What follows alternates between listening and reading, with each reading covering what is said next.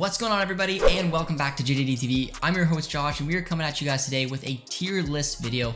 We are going to be rating all of the Canadian men's national team January transfers. I got about 13 players we're going to go through. We got 5 different categories. It should be a lot of fun. I definitely want your guys' thoughts and opinions on these transfers as well in the comments below. So if you guys are excited for this video, be sure to drop a like, drop a sub, and let's get into the episode now. Alright guys, so we have our handy little tier list creator right here, and as you guys can tell, we have 5 categories. We have at the very top, perfect move. That will be if the club fits the player in every which way. And the main thing I'm going to be looking at when looking at a Canadian national team player making a jump is the league, the club within the league, and for me, the most important part is the playing time, because that's what you want as a national team supporter. You want your players to be playing. Getting that big move somewhere, maybe riding the bench, and it takes a little bit of those factors. So that's the main things I'm going to be focusing on is what the quality of the league and the club are, as well as what's the playing time going to look like for this player. And obviously all this is just what I think is going to happen because a lot of these players haven't featured or have barely featured yet for their new club.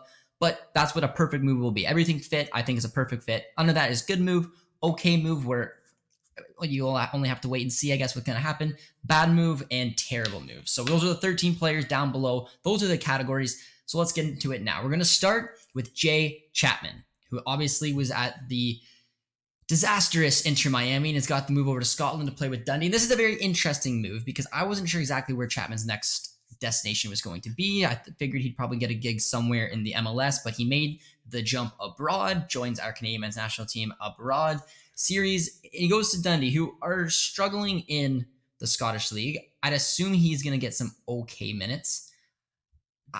I'll probably put it as a good move. I was thinking between okay and good move for him.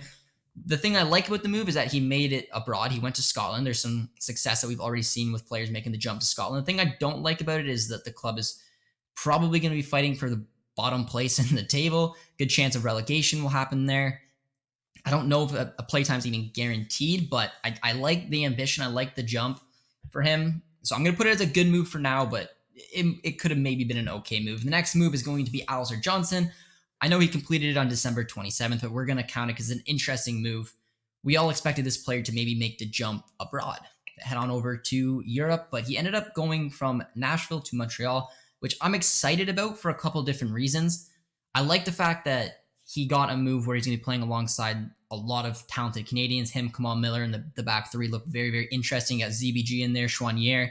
There's a lot to really like about this Montreal team. And let me know down below if you guys think I should do some watch-alongs for their upcoming CONCACAF Champions League campaign, because I am very excited to watch Alistair Johnston and company take on the CONCACAF Champions League region. The thing I didn't really like about it is that I wanted him to get that move abroad. But as we know, the connection between Bologna and Montreal, if he does really well there, there's always a chance that he could shift and join up with Bologna. That's a direct link to the Serie A, as well as he could just earn a move potentially to the Championship, the Prem, the Scottish League, something along the line. So I'm gonna put good move. And you know what? I'm actually gonna demote Chapman because I think Chapman's move's an okay move. I don't know what it's gonna look like there because I'm looking at the 2 moves and Chapman not being able to probably get the craziest amount of play time, as well for a struggling team, may get relegated. We'll have to see. I think Alistair Johnston moves a little bit better. I think it sets him up for his next move, and that's the main thing I like about it. The next one is Daniel Jebsen, who is leaving Burton Albion, where he's been absolutely on fire, scoring, playing regularly, to go to Sheffield United. Now, obviously, this isn't a transfer. It's just he got his loan move cut short, and I'm actually going to put this as an okay move. I think it's an okay move because you're taking a player who is starting to develop. Remember, he's 18 years old. He's starting games. He's scoring goals. He's finding that success. And you've kind of cut that a little short for my liking. And now maybe he starts every game and he scores, and then it would become a good move. But there's a lot of risk because I don't know if he's already hasn't started the first match back. And I get that, but he's in a groove right now in the 3rd tier. And if he doesn't get the play time that we want him to continue to develop, then I think it's an interesting one where he should have maybe just saw out his loan spell. Maybe get 15 goals, 16 goals in the season, get some confidence, and then start from the beginning instead of going into January transfer window back to your club where you're not fully fancied right now. You're going up against a lot of competition. And that's a dangerous thing about January transfers is you're going into a team on stride. It's almost sometimes helps to go into a team that isn't doing very well. But I think it's an okay move. Hopefully he starts. Hopefully he scores. But if not, you just interrupted what was going a very good season for Daniel Jepsen. Next up, we have Easton Ongaro, who goes to Utah Uterad. And this is another interesting one. Now, this is a CPL kid who obviously lit up in Edmonton, got this great move, seeing the talent that the CPL starting to produce, skipping the MLS step, just going right to abroad, going to a top flight in Romania. I'm going to say this is a good move. I think this is a good move because this is a young player who really shined. He deserved a move. I don't know what the play time is going to look like. That's always, like I said, going to be a very interesting one for Easton. If he can get those minutes down, if he can find a groove, he can score goals. But I think it was the right step. I think it's a very cool step. It takes a lot of guts to be able to go from the CPL in Canada and making that big step going to the top flight in Europe and Romania. Uterad will be a hopefully decent little fit for him. So I'm going to put it as a good move for right now. Next up is Theo Corbiano, the Wolves player on loan at Sheffield Wednesday, cut short and then put out to MK Dons. And this is the first perfect move. And it's a perfect move for a bunch of reasons. The number one is he had a nightmare start at Sheffield Wednesday, lost him his place in the Canadian men's national team playing as a wingback. Still productive, but Wolves didn't want him being productive there. They saw an opportunity where MK Dons plays in the 3-4-3 system. They play with wingers. They're getting Theo where he wants to be, and he's been an instant impact. He's a starter. He's producing goals, assists. This is exactly what you want. He's growing in confidence. Wolves are definitely happy with the move. I think it's a perfect move to go off the season, just given what he had to deal with at Sheffield Wednesday. So I really like the move for Theo, and that's a perfect move for me. Next up is Lucas McNaughton, and I'm putting that directly. Another CPL player joining up, leaving Pacific, the champions of the CPL, going to the MLS, joining up with Toronto. They have a lot of holes in this Toronto team. It's lacking in depth. There's obviously the big hype around Insigne coming in. They're starting to fill it out, but I think it's going to be a big opportunity for Lucas McNaughton. I think he was the best defender in the CPL last year. I think he deserved a move to the MLS. He got it with Toronto. Hopefully he's going to get some opportunities to start, to play. But I think there's a real player in there. I think he can develop. I know he's 26-year-old. He's eligible to represent Canada and a few other countries. But if he can get a bit of a role there, get a bit of a start, I think he can find his legs. He can compete at that level and maybe be another option for John Herdman going forward. So I think it's a good move for him, and I'm excited to see what he can do. The next move is Tajon Buchanan, and I'm debating between perfect and good. I'm going to put it in perfect, because you guys know I personally would have liked to see him go to like Freiburg or a top 5 league, just given his age, him not being 19, the fact that he was 22. But I guess I'll put perfect just because it still sets him up nicely. Club Brugge is a good club that can be competing for titles, be competing to play in the Champions League. He looks to be an instant starter, an instant impact type of player. He is playing as wingback. I don't fully love the system. And I'm debating perfect, good. I'm going to actually drop it. I'm going to drop it down to good. Just for a few reasons. I didn't think the Club Brugge move was a perfect move. So it doesn't make sense for me to put in perfect. I don't know what would have been a perfect move, but I would have liked a top 5 move. I thought Lens would have been a good one. I thought Freiburg and that 4-4-2 system would have been a good one. I don't love the fact that he's playing at left wing back. He'll obviously have opportunities. He's played it before, but I would have preferred him to play in like a 4-2-3-1 as a right or left attacking mid and a 4-3-3, something like that. But he still has a lot going for him. He can play the wing back role well. He'll have opportunities to impress. This is a good gateway for him to get another move. So I think it's a good move for Tajon, and I'm hoping that he can still get down the minutes and still get down what he needs to do to be able to grow as a player, develop as a player, and then get, hopefully, eventually, a move to a top 5 league, because I think he deserves it. The next one is Stefan Eustáquio, and I'm going to put that as a perfect move. I am, because this player has gone above and beyond at Pacos de Ferreira and at the Canadian men's national team. He had an incredible season to bring them up to European places. They've lost a lot of their team, their backbone. He ended up staying just because of the weird financial situation around his contract. And Porto lost in Oliveira to Roma, which opened up a slot in the midfield. And Steph finally got his move to Porto. I'm saying it's perfect for a couple of reasons, even though it could become only a good move, maybe even an okay move, because playtime is important. It's going to be hard to break down into that Porto side, because this is a team that is killing it in the league. They are not running away with it because Sporting are still right there, even Benfica, but they look like a well-oiled machine. And it's hard to take that and take one of your midfielders, one of your core midfielders out to bring Steph in. So it's going to be hard for him, I think, to break in and become a starter, but I think he's got the quality. I think he's got the mentality to wait for that opportunity and then to take it. We saw a glimpse of it in his debut, but I think there's more to come from Steph, and I'm excited to see it, and I think it's the right move. He needed to get out of that contract situation to be able to move on to a club, and a club like Porto is perfect. The playtime is still up in the air, but as long as Steph can do what we know he can, I think there's a good opportunity that he will impress. He'll break into that starting 11, and he'll make it his own. Next up is Maxime Crépeau, which is another interesting one. I'm going to put it over to a good move because Crépeau, as I've talked about, I think is one of the best, if not the best, keeper in the MLS. We saw someone who's, in my opinion, similar to him, and Matt Turner, who got a move to Arsenal or was linked to Arsenal. I don't know if he did get the move. Let me know in the comments down below if Matt Turner did join Arsenal. But I wasn't expecting him to leave the MLS because I thought he would just stay with Vancouver. But if he was going to move, I would like to see him potentially try to look abroad, go to a top league over there, top 10 league at least. But he joined a very interesting LAFC team that lost Bob Bradley, that lost a lot of their core players. Now they brought in Acosta, who will be a good player for them.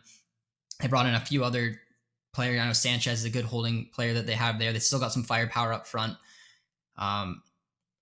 It'll be interesting. I'm very curious to see how LAFC, because they've been a really good contributor to the MLS.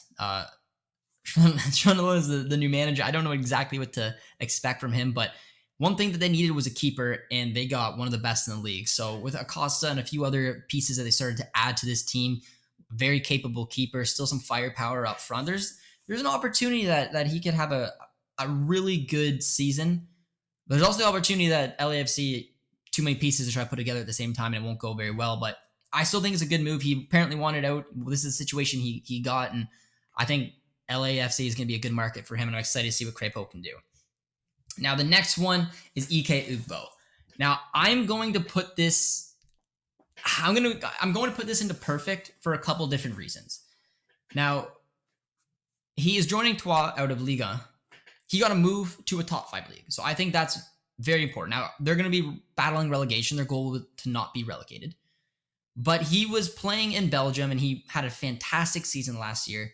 16 goals, got the move to a bigger club in Belgium, in Ghent, and has not lived up. Ghent has not been very good this season, and he's got major competition for a one-striker role. They play in the 4-3-3 system. That means one striker plays, and Ugbo has been given a lot of opportunities this year, and he hasn't taken them. It hasn't been a fit. For whatever reason it is, this hasn't been that move that he thought he would have wanted. Now he got a new fresh start, and I think it's good for him because I think he desperately needed it because it just didn't seem like it was going to work out there. And now he's going to a top 5 league. And yes, it's a team battling relegation, but hopefully he'll be able to add some of that number 9 sharpness that made him so impressive last season. I hope he scores. I hope he can help them avoid relegation and maybe get a permanent move there, maybe another permanent move if he finds League One or Liga success. We obviously know that David has been successful there. And I think it's an opportunity to get some eyes on him, and it was better than staying in the situation because I can almost promise that Ugbo was going to see his minutes decline. He had real competition for that striker spot and didn't take advantage of it, and I didn't see the second half of the season going the way he wanted in terms of minutes. And in terms of playtime, I think he's going to have a much better opportunity at Troyes to be able to really get an opportunity to play, to score, and to hopefully show, hey, there's a little home here for me. The next move is Richie Laryea. And I'm going to put that in good move. I'm going to put that in good move for the main reason that Laryea wanted to go to Europe, and I think it's brilliant that he got the move that he wanted so badly. He went to Nottingham Forest. It's a top 10 league. That's great. They are on the verge-ish of making it to the promotion places. But the issue for me, we haven't seen him feature yet. And they have one very, very good right wing back in Spence. He looks like a baller. I've watched a couple of their games hoping to see Laryea come on, and I've just seen Spence impress. So that tells me if Laryea is going to feature in this wing back system that Nottingham Forest play, it's going to be as a left wing back more than a right wing back. But Spence looks to be a player that will get a move eventually anyways. So he's got 6 months here, the rest of this season, to hopefully try to shine on the left wing back. And then if Spence gets that move to the Premier League, which it looks like he's a baller. It looks like he should, especially with this FA Cup run they're going on. The opportunity goes in. So for the rest of this season, leading up to the World Cup, I'm not really sure what to expect in terms of playtime for him because, like I said, he still hasn't featured. But if he's going to break in, it's going to be in that left wing back position. Hopefully he shines. Hopefully he shows why he's Richie Larea, why he's such an important player for this Canadian national team. But there is some competition there. That didn't seem to be a straight walk-in as I thought it was going to be, because there's obviously that was part of the conversation to get him to come to the club. I'm expecting once he's fully ready to go, he will get some starts in the left wing back role. So that's why for now I'm going to say it's a good move. Next up is Liam Fraser, who's going to Dienz in the second division of Belgium. Now, I'm going to put this as an okay move. Now, he's the most valuable player on that side, which tells you something. I mean, I like Liam Fraser. I thought he did well at the Crew. But to be the most valuable player on a team kind of tells you where that team is at. They don't look at current things stand that they're going to compete for a promotion place. They were up there a little bit. They slipped out. They'll have to go on a really good run to go for promotion, which tells me it's not a guarantee. It's not even close to a guarantee that he'll be playing top flight football in Europe next season. Odds are he's probably going to be in the second division again. Now, playtime is guaranteed, so there's that hit and miss. The club, the league he'll be playing in, I don't think it's the most competitive level. If they get promotion, would probably make it a pretty good move. But he will be the most important player. He's the most valuable player in that team. He'll definitely help them have a push to go to promotion this year. So for now, I'll put it as a okay move. And then finally, Raheem Edwards, who was at LAFC. He looked a player that might have lost his way, didn't maybe have the opportunity to make it at least as a starter in MLS. And then he caught a drift and started finding some form at LAFC. And then he just got a move, stayed in LA, and is going to LA Galaxy. So, I mean, I like the move. I'm going to put it as a good move.